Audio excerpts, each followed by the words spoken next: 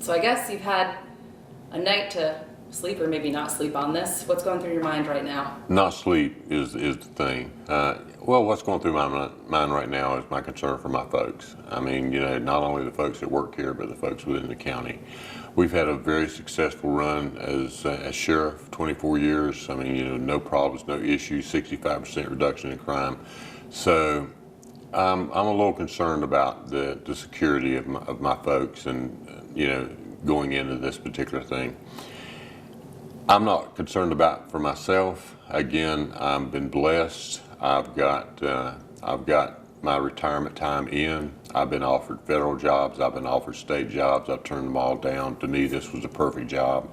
It still is. But my intentions are to still be engaged, still be active. Shoot, I may run for mayor of Summerfield maybe. That's my town that I'm from, and they've got a problem with the mayor out there. Who knows? I don't know what I'll do. But right now, I'm enjoying writing. I've finished one book. I'm getting ready to finish the second. So those are the type of things that I'll probably be working on in the beginning. Can we expect to see you on the ballot again in 2022? Is that 4 years? It may not have to wait that long. Who knows? I mean, you never say never. I enjoy public service. I've been involved in public service all my adult life for all practical purposes, not only as a deputy sheriff, but also as sheriff working for the governor. I mean, there is no telling what I may end up doing.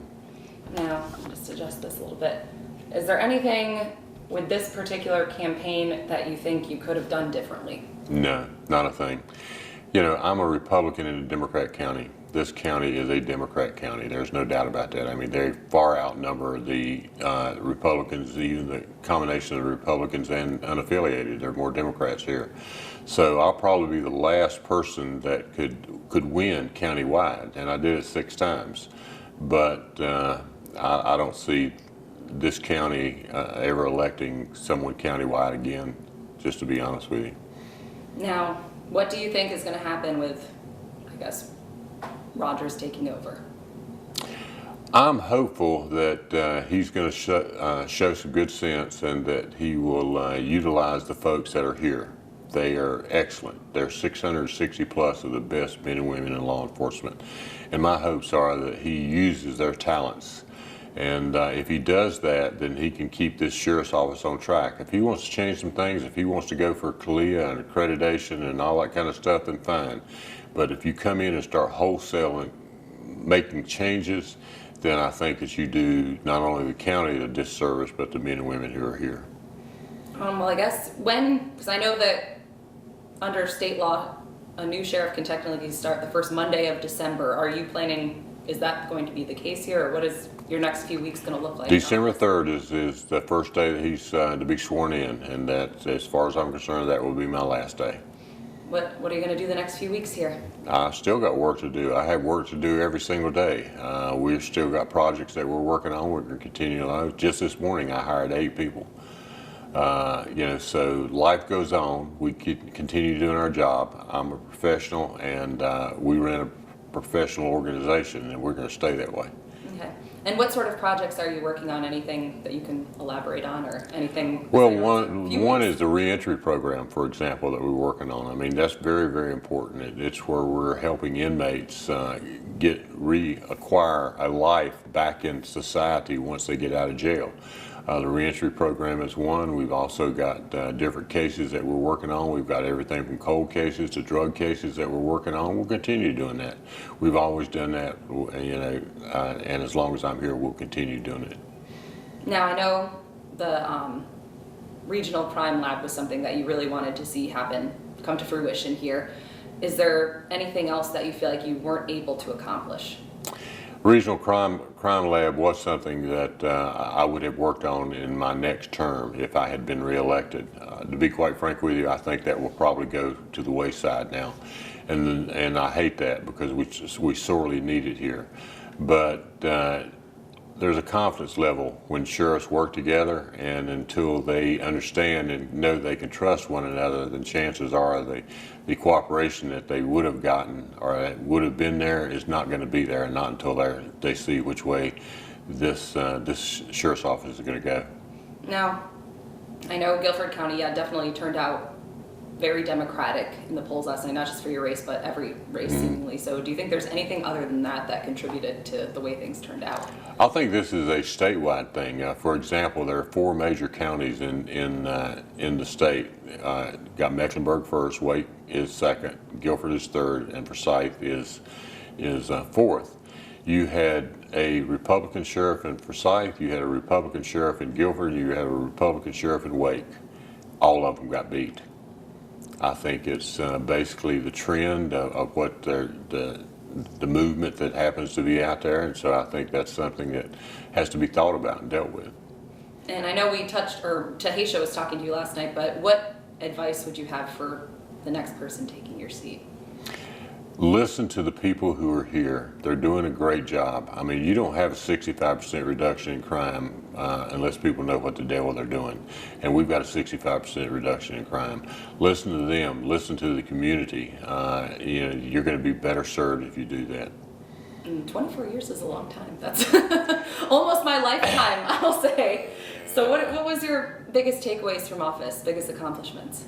The 24 years, as you say, is a long time, and I'm very proud of that. I'm going out with my head held high. I have nothing to be ashamed of. I mean, I just talked to the former sheriff, the sheriff that I beat, as a matter of fact, on the phone this morning, and he said he wasn't real happy about the turnout of the election. He says, but one thing about it, BJ, he said, you were the best sheriff this county's ever had.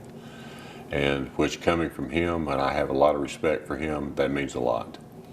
Is there any way you would still be involved in the sheriff's office, I guess? What are your hopes for, you said you'll still be involved locally, but what, I guess, other than maybe potential mayor for Summerfield, how do you plan to stick around Guilford County? Well, the Guilford County has legislators that I'm friends with and know that I can talk to. So if there's other issues that are coming across for law enforcement, for example, it's not only the sheriff's office that I'm dealing with, but I'm dealing with other sheriff's offices that I help. I was the chair of the legislative committee for the Sheriff's Association. So I can still reach out and touch those folks and make a difference as far as getting legislation through and that type of thing. They're friends of mine. We've worked together for a long time. So I can still do that type of thing and make it happen, and that would be what I would do. Do you think Danny Rogers would make a good sheriff here? No, I don't. But I wish him luck. But to be honest with you, I don't. There's some issues here that should have come out that the media should have been more open about. I mean, I think that may have influenced some folks. I end up having to put it out in ads.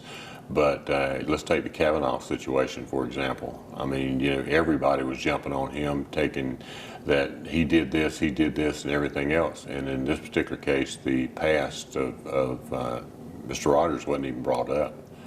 Any investigations or looking into it or anything else. And it was I guess, because I'm familiar with the background, and I know it wasn't necessarily widely reported per se, or people just don't do research, unfortunately. But if it was something that happened so long ago, and you being someone that believes in second chances, is it possible for someone to change? I know it's been a long time, and obviously there's different values there, but does it need to be dredged up sometimes? As far as that goes, as far as things, when you're talking about violent things, yes, it does. It needs to be considered and needs to be kept in mind all the time. I mean, let's take, for example, a sex offender. You would not have a sex offender be a daycare owner. Do you want someone who has broken the law and who continuously, and recently, I mean, you know, these civil judgments, some of them are recent. I mean, those are the type of things, is that what you want your sheriff to be?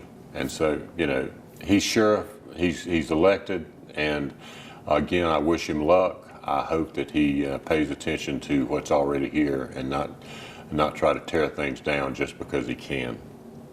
Well, Sheriff Barnes, I think those were all the questions I had, and yeah,